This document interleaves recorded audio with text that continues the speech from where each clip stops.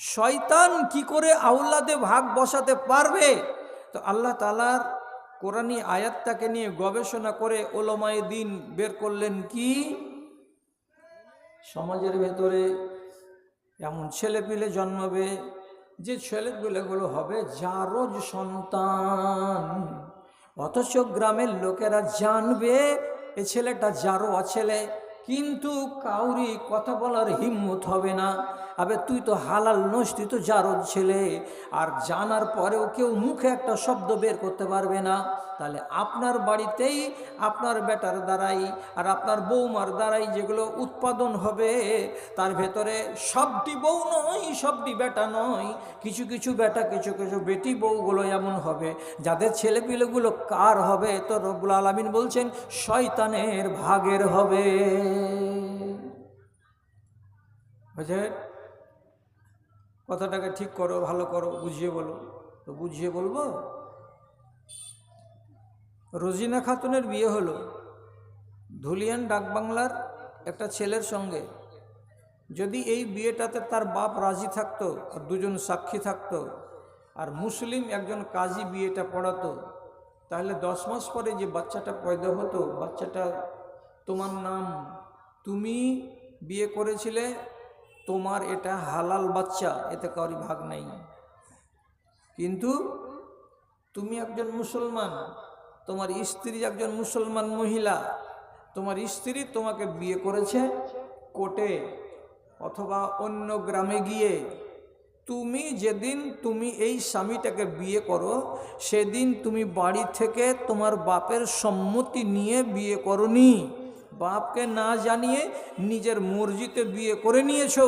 আর নিয়ে আজকে তুমি সুখের সংসার পেতেছো।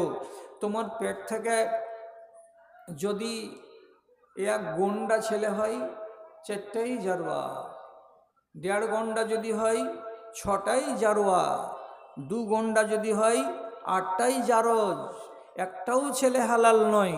এই ছেলেটি কার? তো যতগুলো জারজ সন্তান দুনিয়াতে আছে সবগুলো হলো ইবলিস শয়তানের ভাগের। এটাই ব্যাখ্যা করে রেখেছেন ওলামায়ে দ্বীন। তাহলে আরেকটা ব্যাখ্যা বলছি আপনাকে, অন্তত এটার উপরে দেখেন।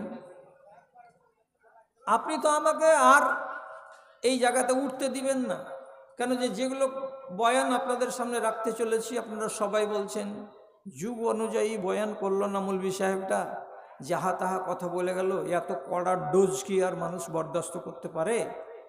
তো আমি যদি বলতাম যে মদ না খেয়ে তুমি 7 up, Pepsi, Coca Cola, heroin, marijuana, ফিমতো এগুলো খাও, যেগুলো মদের ডুপ্লিকেট নাম, তাহলে আমি ভালো বক্তা হইতাম। যদি আপনাকে বলতাম যে খাসি কত কুরবানি দিবা, আগামী বছর থেকে ভালো তাজা কুকুর দেখেও কুরবানি দিয়ে দিও, কাজ হয়ে যাবে, তাহলে আপনি আমাকে ভালো বলতেন। আমি যদি আপনাকে পাওয়ার দিয়ে দিতাম স্কুল কলেজে লেখাপড়া করার জীবনে যা কিছু হবে ভুলভাল, এগুলো ছাত্র জীবনে হতেই পারে, এগুলো ধর্তব্যের ভেতরে আসে না, বিয়ে শাদী করবার পরে তুমি ভালো জীবন কাটাও, তুমি ভদ্রলোক হয়ে যাবা, তাহলে আপনার আমি কাছে ভালো বক্তা হইতাম। তা আমি তো এরকম গলত কথা আপনাকে শোনাতেও পারবো না, আর মুখ দিয়ে আমি বের করতে পারবো না। তাই এবার আপনি ফয়সালা করেন, এইরকম 2টা 3টা 4টা করে বাচ্চার মা আর বাবা হওয়া ছেলে আর 10টা বছর পরে আপনার টোলাতে দেখতে পাবেন, আমার টোলাতে আমি দেখতে পাবো, আপনার এই এলাকাতে যে কোনো গ্রামে 2টা 3টা করে দেখতে পাবেন যে বাড়ি বাড়ি হালাল বাচ্চাও আছে, আর এই গ্রামের 3টা বাড়িতে জারজ সন্তানও আছে। এই সন্তানগুলো কার? তো আল্লাহ তাআলা বলছেন শারিকহুম ফিল আমওয়ালি ওয়াল আওলাদ। ইবলিস তুই ভাগ বসিয়ে নে, সবগুলো ছেলে যেন মুসলমানের না হয়, কিছু কিছু ছেলে যেন তোরও হয়। এই গ্রাম প্রতি 3টা 4টা করে ছেলে, এটি তোর, বাদ বাকিগুলো হালাল আওলাদ। শুরু হয়ে গেছে, শুরু হয়ে গেছে। আমি যখন 2011 সালে পিস টিভিতে আমি ভাষণ রাখি, তা আমি এই সহি হাদিসটার আলোকে বলেছিলাম সারা দুনিয়ার আলেম একমত যে বিয়ে হবে না। বিয়ের 3 মাস পরে বাপ রাজি, কইছে রাজি হলো তো এবার নতুন করে বিয়ে পড়াও, ওই বিয়ে হবে না। আর যদি ওই বিয়ের উপরে থাকো আর বাচ্চা হয় তো বাচ্চাগুলো জারজ সন্তান হবে। এ মশলা আমার নয়, রাসূলুল্লাহর। সারা পৃথিবীর ওলামা এক ব্যাখ্যা করে দিয়ে গেছেন, দুই ব্যাখ্যা করেননি। আপনাদেরই জেলার কোন এক মহিলা, আল্লাহ ওর উপরে রহম করে, কাঁদতে কাঁদতে আমাকে ফোন করে বলেছিল কলেজ লাইফে বিয়ে করেছি মাওলানা, বাপকে পুছিনি, বাপ মরে গেছে।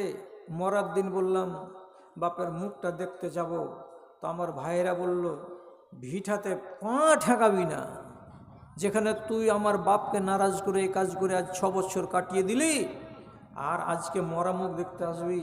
আমাকে আমার মরা বাপকে দেখতে দেয়নি।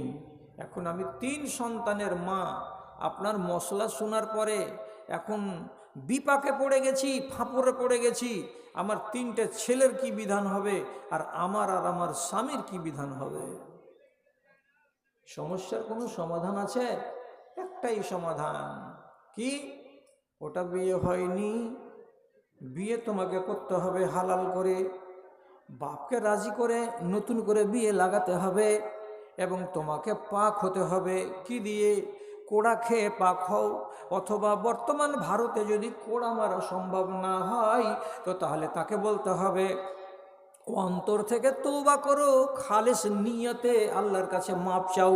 আর চাওয়ার পরে 2 দিন 3 দিন কেঁদে কেটে আল্লাহর কাছে এবার ইস্তেগফার করার পর তুমি নতুন করে বিয়ে লাগাও, তাহলে তোমাকে এটা হালাল বলা যাবে, তাছাড়া হালাল বলা যাবে না। বলবে আমার বাপ তো কবরে চলে গেছে, মাওলানা কি হবে? যদি বাড়িতে ভাই থাকে, বড় ভাই কিংবা ছোট ভাই, সাবালক যদি ভাই থাকে, তো বাপের উত্তরসূরি হিসাবে তোমার ভাই তোমার ওয়ালি হবে। ভাই যদি সম্মতি দেয় তো বিয়ে হবে, যদি ভাই না থাকে, চাচা থাকে, তো চাচারা কেউ একজন ওয়ালি হবে, আর হওয়ার পরে তোমার বিয়ে দিয়ে দেবে। তাহলে তোমার বিয়েটা হালাল হবে, তাছাড়া হালাল হবে না। মেয়েটা রাজি হয়েছিল, কিন্তু আর নিজের স্বামী বলছে এই বয়সে মায়ের খেতে পারবো না 100 কোড়া, আর নতুন করে বিয়ে করার ঝামেলা যেতে পারবো না, তুই পারিস তো একলাই কোড়া খেয়ে এলে, তো আমি একলাই কোড়া খেয়ে নিব, তো বিয়েটা কেমন করে হবে? নতুন করে যে বিয়ে পড়াইতে হবে আমাদের দুজনের মধ্যে, ওগুলা তুই একলা একলাই করে লাগা। বলছি একলাই কোনো দিন হয়? ও রাজি হলো না, তো আমার ওই সমস্যার সমাধান হলো না। বেচারি আজও অনুতপ্ত, আজও অনুতপ্ত। তাহলে দুনিয়াতে কত বাচ্চা জারজ পয়দা হচ্ছে, সবগুলো হচ্ছে কার? এগুলো হচ্ছে ইবলিস শয়তানের। আল্লাহ তাআলা বলছেন তুমি ওদের মালে ভাগ বসিয়ে নাও। তা আমার মালে কি করে ও ভাগ বসাতে পারে? হ্যাঁ, হ্যাঁ ভাগ বসাতে পারবে। কি করে? উদাহরণ শুনুন, একটু খেয়াল করুন কথার দিকে। আপনাকে বেশিক্ষণ রাখবো না, আর 20টা মিনিট রাখবো, তারপরে আপনাকে আমি ছেড়ে দেব। কারণ যে মজলিসের হাল হলো ভাঙা ভাঙা, আর আপনাদের মন গেলাও হলো ভাঙা ভাঙা। সেটা কি বলছি? আল্লাহ রাব্বুল আলামিনের এটা বিধান। কি? আপনার জমিতে যদি ফসল উৎপন্ন হয়, আপনার সেচে আপনি যদি খাদ পানি দিয়ে ফসল উৎপন্ন করেন, তাহলে আপনাকে 20 মণে 1 মণ ওসর বের করে দিতে হবে। এটা হচ্ছে আল্লাহর জমির অংশ। আল্লাহর জমি আপনি চাষ করেছেন, দেন। আধিদার আপনাকে দেয় কি না? জমি চাষ করছে কে? আপনার। তো আধিদার আপনাকে 1 বিঘা জমিতে 3 মণ ধান দিয়ে দিল, বা 1 মণ বা 1 কুইন্টাল খেসারি দিয়ে দিল, আপনি জমির মালিক বলে আপনাকে এটি দিল, বাকি ও নিয়ে নিল, যেহেতু আধিদার। তো এইখানে আপনি জমির মালিক বলে পেয়ে নিলেন, তা আপনি মালিক তো ডুপ্লিকেট। অরিজিনাল মালিকটা কে জমির? আল্লাহ। যদি আপনি এখানে আমার সামনে বলেন যে না এই জমির মালিক আমি, তাহলে আপনাকে জিজ্ঞেস করে বলছি 60 সালের আগে যে জমিটা আজ আপনার নামে রেকর্ড আছে, আপনার বাপের নামে ছিল না? ছিল না? ছিল। আপনার এই বাপের নামের জমিটা 1920 সালে আপনার বাবার নামে ছিল কি? বলছেন না আমার দাদা হাজী তামিজউদ্দিন সাহেবের নামে ছিল। তাহলে হাজী তামিজউদ্দিনের যদি জমি হলো এইটা, তো তাহলে এই জমির মালিক আপনার বাপ কি করে হলো? আপনার বাপ যদি এই জমির মালিক ছিল, তাহলে সেই জমি আপনার নামে, আপনার মালিকানায় কি করে চলে আসলো? মালিক তো মালিক, কোনোদিন বদল হয় না। তো এইভাবে মালিকানা বদল হয়ে হয়ে হয়ে হয়ে চলে আসছে। তো কবরে যেতে গেলেই মালিকানা শেষ। তার মানে আপনি অরিজিনাল মালিক নন। আসল মালিকটাকে তো আল্লাহ। কোরআনের আল্লাহ রাব্বুল আলামিন বলছেন, ইন্নাল আরজা লিল্লাহি ইয়ারসুহা মান ইয়াশাউ মিন ইবাদি। সারাটা পৃথিবীতে যত জমিন আছে সব হলো আমার। পাহাড় আমার, পর্বত আমার, নদী নালা আমার, শুকনো আমার, যত জমিন আছে সব আমার। আমি যাকে ভালোবাসি, যেই বান্দাকে ভালোবাসি, তাকে আমি জমির মালিকানা দেই। তাকে 20 বিঘা, 30 বিঘা, 40 বিঘা, 50 বিঘা জমির মালিক বানাই। আর আমার যাকে ইচ্ছা জাগে না, সেই মানুষটাকে আমি পিডাব্লিউর মাটিতে একটা পলিথিনের তলে তার জীবন আমি কাটিয়ে দিতে বাধ্য করে দেই। তার জমি জমা কিছুই থাকে না। তো জমির মালিক কে? তো আল্লাহ। শমশেরগঞ্জ থানার 3টা গ্রাম গঙ্গার কিনারাতে গত বছর ডুবে গেছে বা কেটে গঙ্গাতে পড়ে গেছে। এটা তো জানা কথা, এটা তো দূরের কথা নয়, এ তো পড়োশি থানা। তো তখন তো লোকগুলো বলছিল, হায় আল্লাহ, আমার জমি পড়ে গেল, আমার জমি পড়ে গেল। আরে বাবা, তোমার জমি হলে পড়বে কেন? তোমার জমি নয়, এই জমির মালিক অরিজিনালি কে? আল্লাহ। আল্লাহ তাআলা কেটে ফেলে দিলেন, গঙ্গাতে চলে গেল। তুমি কবরে চলে যাবে, 100 বছর 200 বছর পরে দেখবে যে তোমার জমি আবার জেগেছে। তোমার উত্তরসূরিরা, তোমার পোতারা, পোতার পোতারা, কেউ দেখবে যে আবার হয়তো এই জমিগুলোকে চাষাবাদ করছে। জমির মালিক হচ্ছে আল্লাহ। তাহলে আল্লাহ তাআলা আপনাকে তো বেশি ভাগ বড় করে দেননি। কত দিয়েছেন?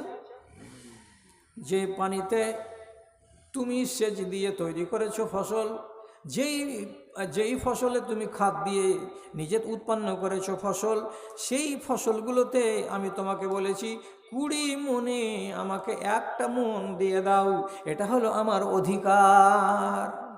এবার আপনি এই ওশরের আইনকে মানেন না, অথচ আপনি মুসলমান। আপনারা তো ফসল কম নাড়াচাড়া করেন, মালদার লোকেরা ফসল মারে। আর ফসল কত ওদের ঘরে উঠে, একবার জয়া ধানের সিজনে যেয়ে দেখেন এক একজনের গলিতে আর গোলাতে আপনি ধান ছাড়া কোনো জিনিস দেখতে পাবেন না। বড় বড় 150 কুইন্টালের আর 200 কুইন্টালের গোলা, সব ধান ধান ধান ধান ভর্তি হয়ে আছে। আপনাদের দেশে এগুলোতে তো আমি ঘুরি ফিরি। বড় ফসল কি আপনার? রসুন, পেঁয়াজ, ধনে, মুসরি, খেসারি, এগুলোই আপনারা বেশি চাষ করেন।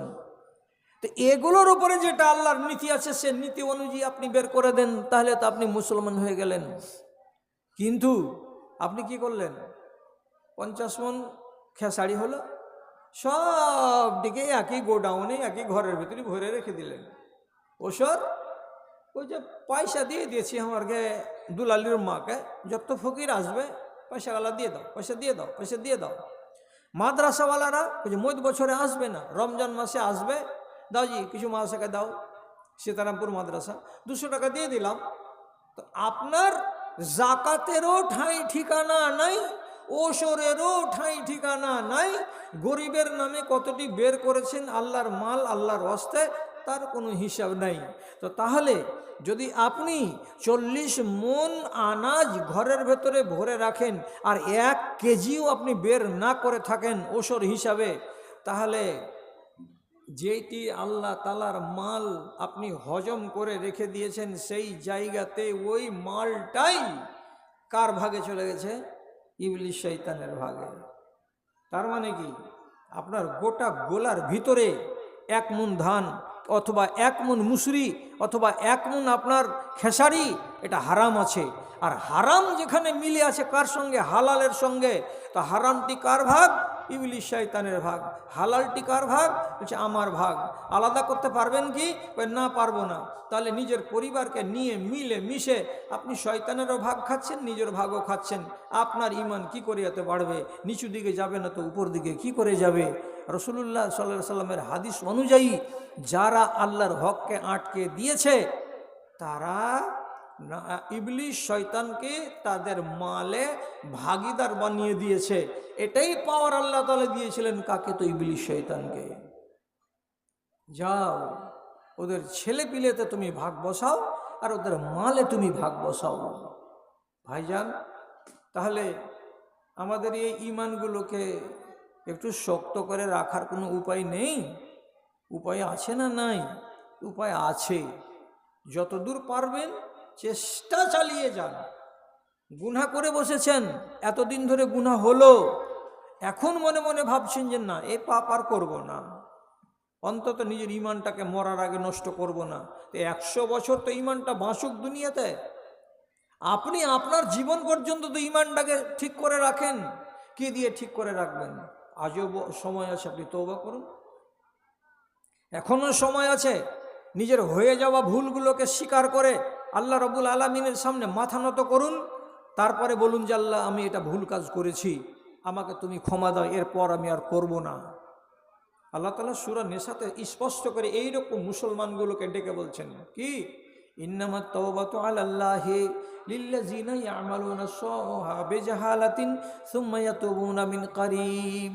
যে মানুষগুলো না জেনে না বুঝে ভুল করে নেয়, পাপ করে নেয়, আর পাপ করে নেওয়ার পরে যখন জিনিসটাকে সে বুঝে নেয়, কেউ তাকে বুঝিয়ে দেয়, তো বুঝে নেওয়ার পরে মানুষটা দেরি করে না, তাড়াতাড়ি করে আল্লাহ তাআলার কাছে ক্ষমা চাই, মাপ চাই, তো আল্লাহ তাআলা বলছেন তোমাকে মাপ করে দিতে হয়।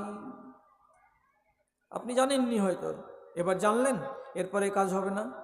তাহলে আল্লাহ তাআলা আপনাকে মাফ করতে রাজি আছে।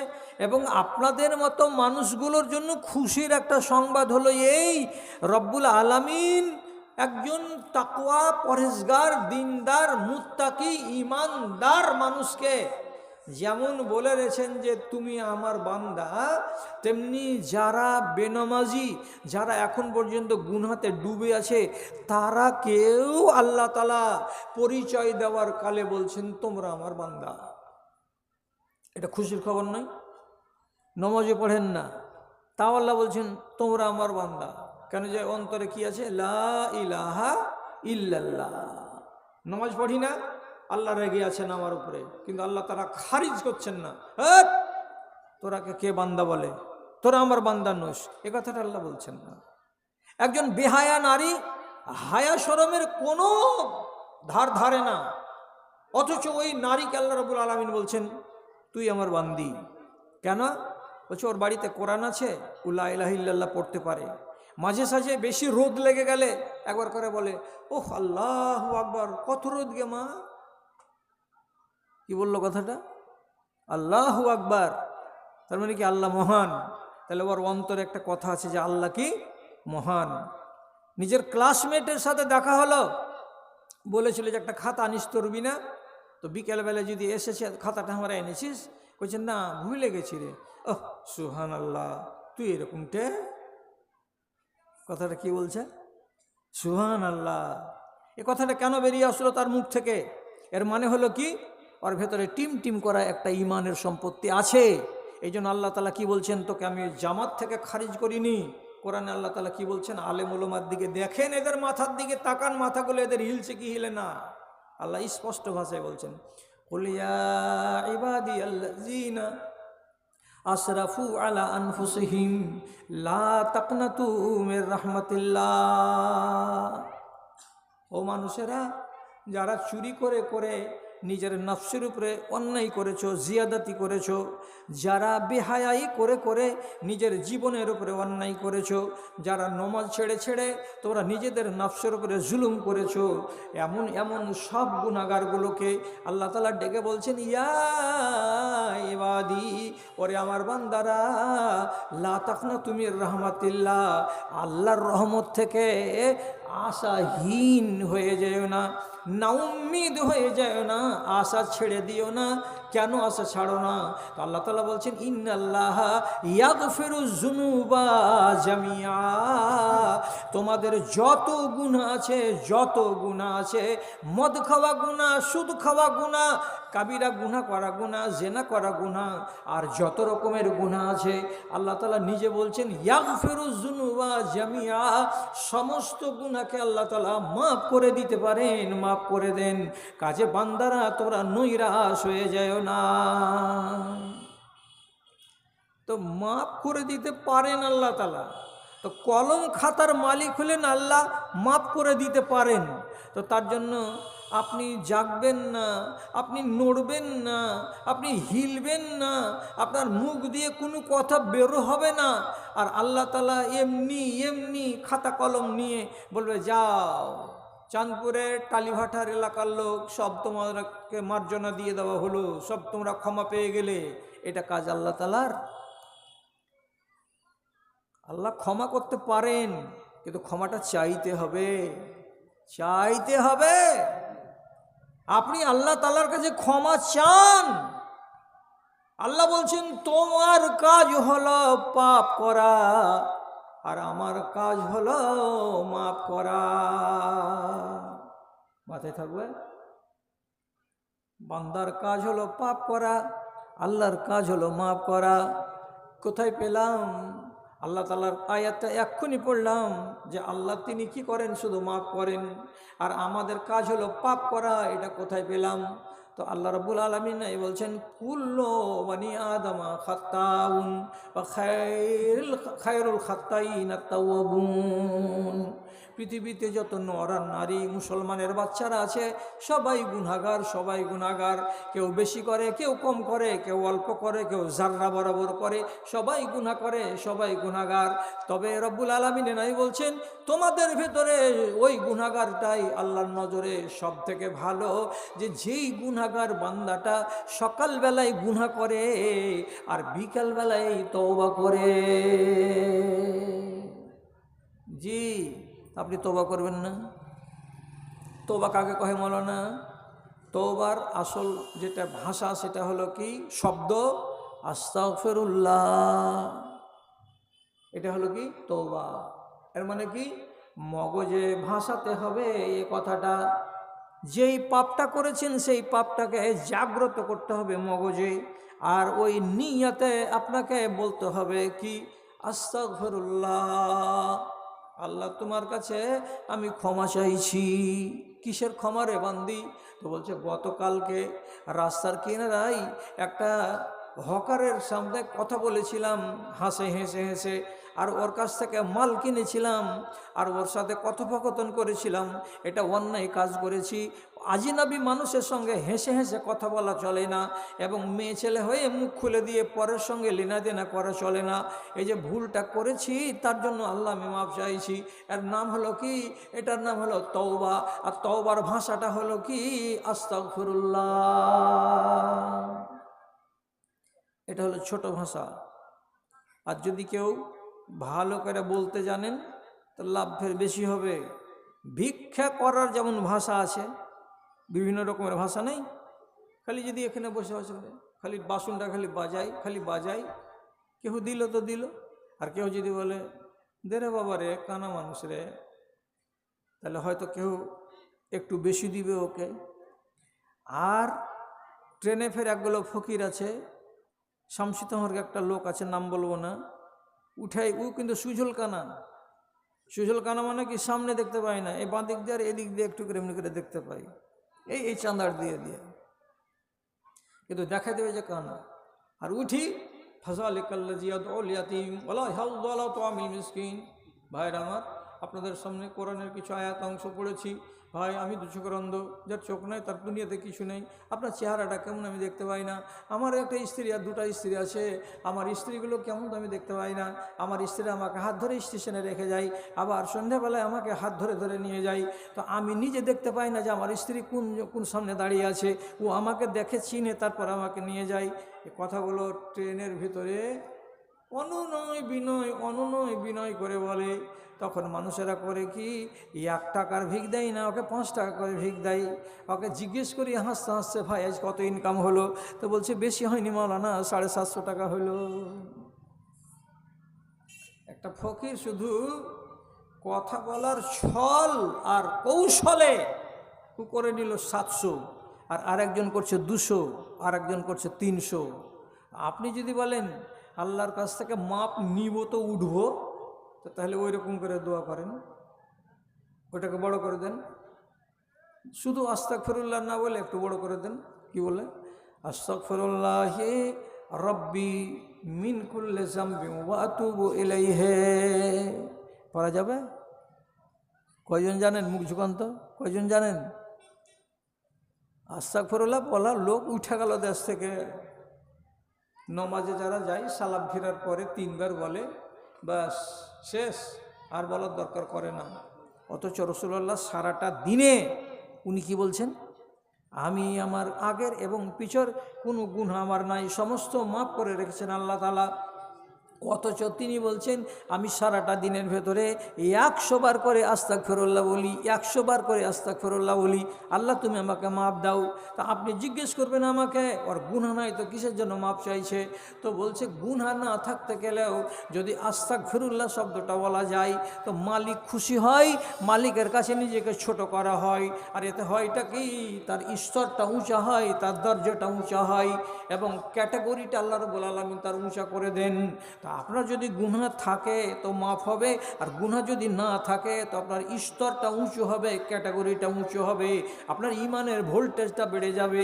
এই জন্য রাসূলুল্লাহ বলছেন আমি সারাটা দিনের ভেতরে 100 বার করে আস্তাগফিরুল্লাহ পড়তাম। পড়েন আপনি? তারপরে একটা হাদিস বলে দিয়ে আপনাকে ছেড়ে দিচ্ছি। সেটা কি, যদি গালকে আর মুখকে চিমটি কয়টা ধরে বসে থাকেন আর বলেন যে তকদিরে যা হবে দেখা যাবে, এইভাবে যদি বসে থেকে যান তাহলে নাকাম জিন্দেগি নিয়ে কবরে যেতে হবে। আর যদি মনে মনে বলেন পাপ করেছি জীবনে অনেক, আল্লাহ তাআলাকে বলবো যে আল্লাহ তুমি আমাকে মাপ দাও, তাহলে ওই যে বললাম আল্লাহর কাজ হলো মাপ দেওয়া, আর আপনার কাজ হলো কি করা, পাপ করা। তো পাপ করা আপনি করেন, আপনার কাজ, মাপ দেওয়া আল্লাহর কাজ, আল্লাহ তাআলা করবেন। আপনি সব সময় এ কথাটা মাথায় রাখবেন যে আমি নিজেকে আল্লাহ রাব্বুল আলামিনের সামনে পাক পরিষ্কার রাখবো।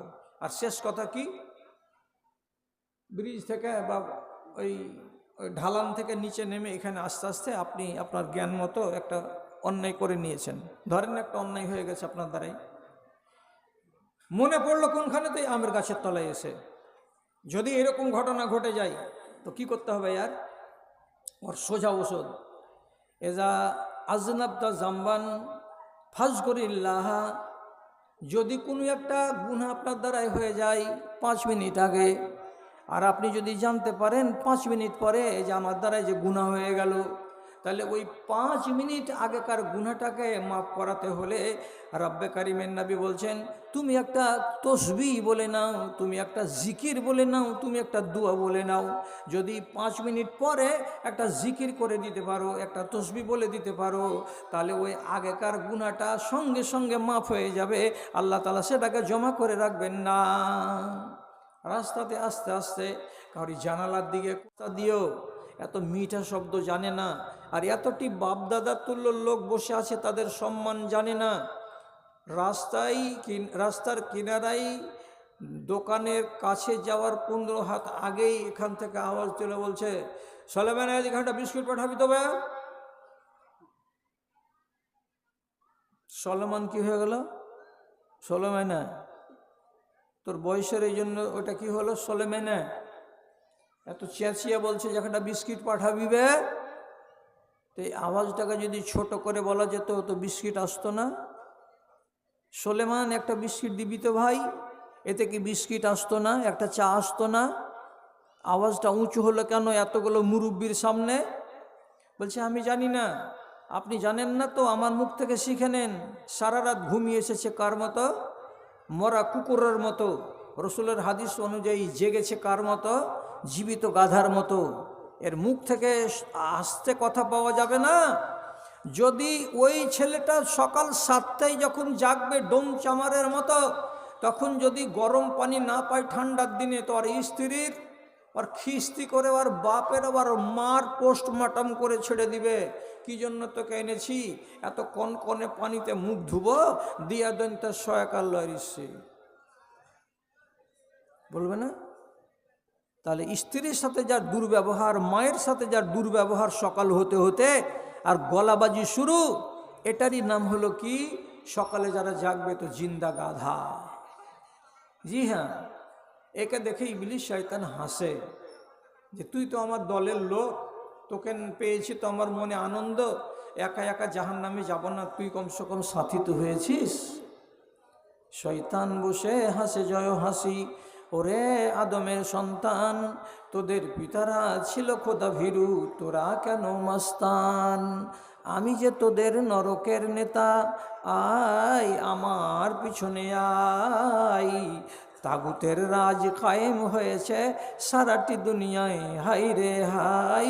মুমিনের আজ ঈমান নিয়ে বেঁচে থাকাটাই হয়েছে দায়। মদে মাতামাতি, চুরি ছিনতাই, জেনা করা যেন বড় কথা নয়। শত শততা কখন মরেছে, পাপ বলে কিছু নেই ধরাই, পাপ বলে কিছু নেই ধরাই। দেরি নেই বেশি, কখন শুনিবে বোনকে লুটেছে নিজের ভাই। তাগুতের রাজ কায়েম হয়েছে সারাটি দুনিয়ায়, হাই রে হাই। মুমিনের আজ ঈমান নিয়ে বেঁচে থাকাটাই হয়েছে দায়, বেঁচে থাকাটাই হয়েছে দায়। পরিস্থিতি এত জটিল হয়ে যাবে, যেদিন দেখবে এইরকম পরিস্থিতি। আর তার সাথে সাথে রাসূলুল্লাহ আর একটা কথা যোগ করে দিয়ে বলছেন কি, লা ইয়ারিফুনা মারুফান ওয়ালা ইউনকিরুনা মুনকারা। সেই যুগের ছেলেপিলেগুলো কোনটা ভালো কাজ, চলো এটা করি, এটা তারা বুঝবে না। কোনটা মন্দ কাজ, এটা করব না, করিস না রে সলিম এর মহিউদ্দিন, এমন কথাটা তারা ভাবতেই পারবে না। কোনটা মন্দ তাও জানবে না, আর কোনটা ভালো সেটাও বুঝবে না। এরাকে আল্লাহ রাব্বুল আলামিন ওই জ্ঞান দেবেন না। ওদের বুদ্ধি এমন হয়ে লোপ পেয়ে যাবে যে তারা ভালো চিনতে পারবে না, তারা মন্দ চিনতে পারবে না। এত আবাল হয়ে যাবে তারা। এটা ভালো করি, এটা মন্দ করব না, এটা বুঝবার মতো তৌফিক আল্লাহ তাআলা ওকে দিবে না। জি, রাগ করতে হবে না, সত্য কথা বলছি। উনি এক জায়গাতে আমার সাথে দেখা করতে এসছে একটা ছেলে, আসসালামু আলাইকুম, আর কানে দুটাতে লিড ঢুকানো আছে।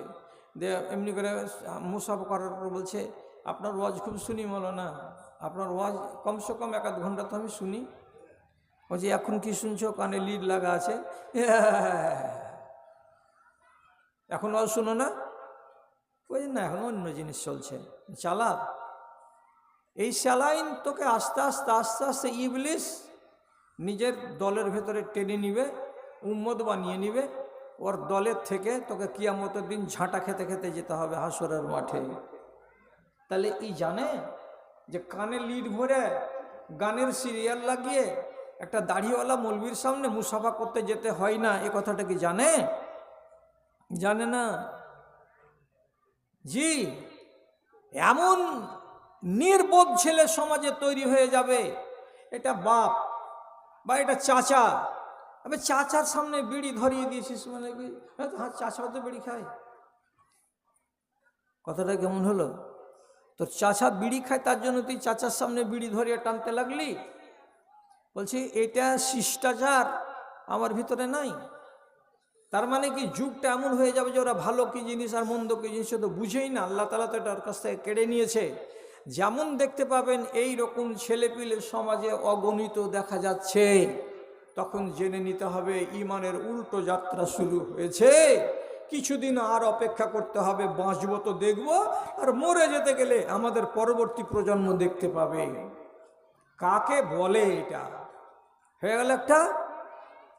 এবার 3 নম্বর আপনাকে বলছি, কি কখন ভাবতে পারবেন যে ঈমানের উল্টো যাত্রা শুরু হয়েছে? রাসূলুল্লাহ বলছেন, ইয়ামুরুনান নাস, এমন একটা সময় আসবে সেই যুগের ছেলে মেয়েরা রাস্তা দিয়ে চলবে যেমন আজকের দিনে রাস্তা দিয়ে চলে, কিন্তু চলার আগে কেমন হবে? রাসূলুল্লাহ বলছেন পাক জবানে কিঞ্চিত পরিমাণে ঝুটা কথা নয়, মিথ্যা কথা নয়। কি হবে? ইয়াতাসাফাদুনা তাসাফুদাল হামিরে, ছেলে পিলেরা, বেটা ছেলে বেটি ছেলেরা যখন চলবে রাস্তা দিয়ে, তখন এরা কেমন করে চলবে? রাসূল বলছেন, যদি 5টা 6টা 7টা গাধার পাল এক জায়গাতে চলে কিংবা এক রাস্তা দিয়ে হাঁটে, তো গাধার চরিত্র হলো কি? একটা গাধা আর একটা গাধাকে গায়ে গা লাগা, একটা গাধা আর একটা গাধার পিছনকে কামড়ে দেয়া, একটা গাধা আর একটা গাধার ঘাড়ের চুলগুলোকে নুচে দেওয়া, একটা গাধা আর একটা গাধাকে লাত মারা। তার মানে কি? ঠেসাঠেসি করা, হুড়োহুড়ি করা, গুতোগুতি করা। আর এইভাবে ঠেলাঠেলি গুতোগুতি করতে করতে রাস্তা চলা স্বভাবটা কার? তো নবীজি বলছেন এটা হলো গাধার। তো সেই যুগের ছেলেরা এবং মেয়েরা যখন রাস্তা চলবে, তখন তারা ঠিক ওই রকম গাধার মতো হয়ে রাস্তা চলবে। হয় একবার জোড়া লেগে যাবে, আর না হয় একবার হাতটাকে ছাড়িয়ে নেবে। আর একবার তুমি দেখতে পাবে যে ছেলেটা মেয়েটির কাঁধের উপরে হাত দিয়ে হেঁটে চলে যাচ্ছে, আর একবার দেখবে একটু পাশাপাশি হয়ে হাঁটছে। আর একবার দেখতে পাবে তুমি আঙুলে আঙুল ভরে দিয়ে দুইজন আঙুলে আঙুল ভরে দুই হাতটাকে এক জায়গাতে করে দিয়ে সুন্দর করে হেঁটে হেঁটে যাচ্ছে, আর এমনি এলিয়ে এলিয়ে পড়ছে, কাত হয়ে হয়ে একজন আর একজনের দিকে চলে যাচ্ছে। এইগুলো দৃশ্য তুমি দেখতে পাবে। জিজ্ঞেস করে বলবে, এই ছেলেটা ওই মেয়েটাকে তোমার কে হলো? তোমার বিবি নাকি? উত্তর আসবে, এটা হলো আমার বান্ধবী। মেয়েটা বলবে, এটা হলো আমার বন্ধু। অনেক সময় উত্তর দিয়ে বলবে, আমরা হলাম কলেজ মেট, একসঙ্গে আমরা কলেজে লেখাপড়া করি। তাহলে কলেজ মেট যদি হয় একটা ছেলে এবং একটা মেয়ে, তাহলে অবাধে তারা মেলামেশা করতে পারবে। যদি তারা বন্ধু এবং বান্ধবী হয়, তাহলে তারা একজন আর একজনের ঘাড়ে হাত দিয়ে, কোমরে হাত দিয়ে চলাচলি করবে, ঠেলাঠেলি করবে। এটা তাদেরকে খারাপ লাগবে না। অথচ দেশের মানুষ বড় বড় চোখ করে দেখবে আর তাকাবে আর বলবে, আল্লাহ কোন জমানায় এসেছে। এটা যেদিন দেখতে পাবেন, তাহলে জানতে হবে সময় খুব সন্নিকটে, উল্টো যাত্রা শুরু হয়ে যাবে। কার? তো ইমানের। যেটুকু আছে সেইটুকু আর থাকবে না দেশের মাটিতে। এখন আপনারা বিচার বিবেচনা করে দেখবেন, বলবেন, ভাববেন যে এগুলো কি চোখে দেখা যাচ্ছে না যায় না। তারপরে আবার রাসূলুল্লাহ বলছেন, সেই যুগে কি একটাও ভালো মানুষ বেঁচে থাকবে না? সে যুগের লোকেরা কি সবাই, যারা শরীফ, যারা ভদ্র, তারা সব মরে যাবে? তো বলছে না। কি হবে? ইয়াফতারিশুনা আলা তারিকে, ওই যুগের ছেলেরা এবং মেয়েরা রাস্তার কিনারাতে বসে বসে প্রেম আলাপ করবে। প্রেম আলাপের মানেটা কি? হয় তারা বাস্তব কাজে জড়িয়ে যাবে, আর না হয় তারা রাস্তার কিনারায় বসে চুমাচাটা করবে, কিংবা তারা একজন আর একজনের শরীরকে নিয়ে, দেহকে নিয়ে খেলাধুলা করবে। যেটা আপনি পথিক হিসাবে বুঝতে পারবেন, দেখতে পাবেন যে এটা এই কাজ ছেলেটা করছে। তখন শরীফ লোকটা, ওই যুগের ভদ্র লোকটা, তার অতটুকু ক্ষমতা থাকবে না ন্যায্য কথা বলার। ওই সময়টা এমন সঙ্গীন সময় হবে, তখন একটা ভদ্রলোক নিজের ভদ্রতা বাঁচাবার জন্য শুধু এইটুকু কথা বলবে, আওয়ালা তাজহাবুনা ইলা ওয়ারাইল জেদারে। এরে বাবা বেটা ছেলে, কোথায় তোমার বাড়ি? ওরে বাবা মেয়ে ছেলে, কোথায় তোমার বাড়ি? তোমরা দুজন যুবক যুবতী রাস্তার কিনারাতে এখানে এগুলো না করে তোমরা যদি এই বাড়িটার পিছন দিকে চলে যাও, তোমরা যদি এই দেয়ালটার ওই পারে চলে যাও, ওইগুলা ফাঁকা জায়গা আছে, ওখানে গিয়ে তোমরা যা করার তাই করো গা, কিন্তু এইখানে এগুলা করিও না। ও কি বলতে পারলো যে এগুলা করিও না? বলতে তো পারলো না। কি বলছে? এগুলো করো, কিন্তু রাস্তার কিনারাতে করিও না, 1000 জন লোক দেখতে পাবে। এই দেওয়ালের ওপারে চলে যাও, এই কলমুর এই জঙ্গলটার ওদিকে চলে যাও, একটু আড়ালে চলে যাও, গিয়ে ওইখান করে যাহা ইচ্ছা তাহা করোগা। তার মানে মুনকারকে রুকার মতো পাওয়ার বুকের ভেতরে সেই যুগের মানুষের থাকবে না। যদি কেউ সাহস করে বলে দেয়, তো পাল্টা 3-4 চপ্পল খুলে লাগিয়ে দিবে ওই ছেলে আর ওই মেয়েতে। তুই কে হে? আমরা দুজন যদি এই কাজ করি তো আল্লাহু আকবার। হয়ে গেল। এখন চোখে দেখতে পেয়েছেন কি না চাঁদপুরের লোক, টালিভাট্টা এলাকার লোক, সেটা আপনারা কালকে আলোচনা করবেন। রসুল বলছেন এইগুলো যদি দেখতে পাওয়া যায় তাহলে পরে দেখতে হবে কি যে ইমান পারদটা নিচু দিকে নামছে, আর 100 বছরের মাথায় হয়তো একে শূন্যর কোঠায় পৌঁছে দেওয়া হবে, তখন আর ইমানদার পাওয়া যাবে না। সত্যি কথা একেবারে।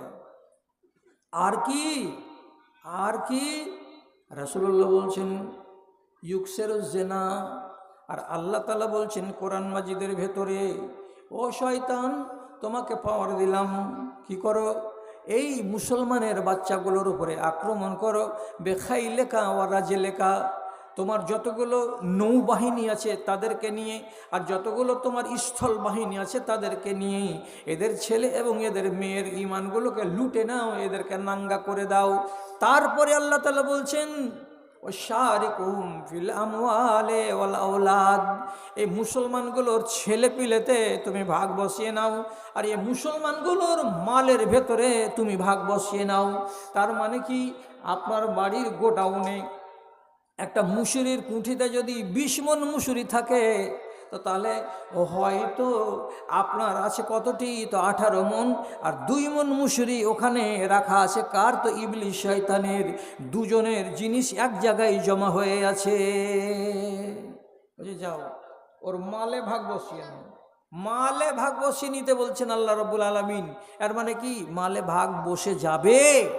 আর কি হবে, ওয়াল আওলাদ, যদি তুমি পারো তো এই মুসলমানদের গুলোর ঔরসে যে ছেলেপিলেগুলো জন্মিবে, সে ছেলেগুলোর ভিতরেও তুমি তোমার ভাগ বসিয়ে নাও।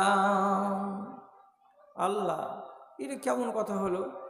ছেলে স্বামী স্ত্রী মিলিত হলো, স্ত্রীর পেটে বাচ্চা আসলো, 10 মাস পরে ভূমিষ্ঠ হলো, আব্দুর রহিম বলবে কি এটা আমার ছেলে, ওর স্ত্রী বলবে আমি না, এটা আমার বেটা, আমার বাচ্চা।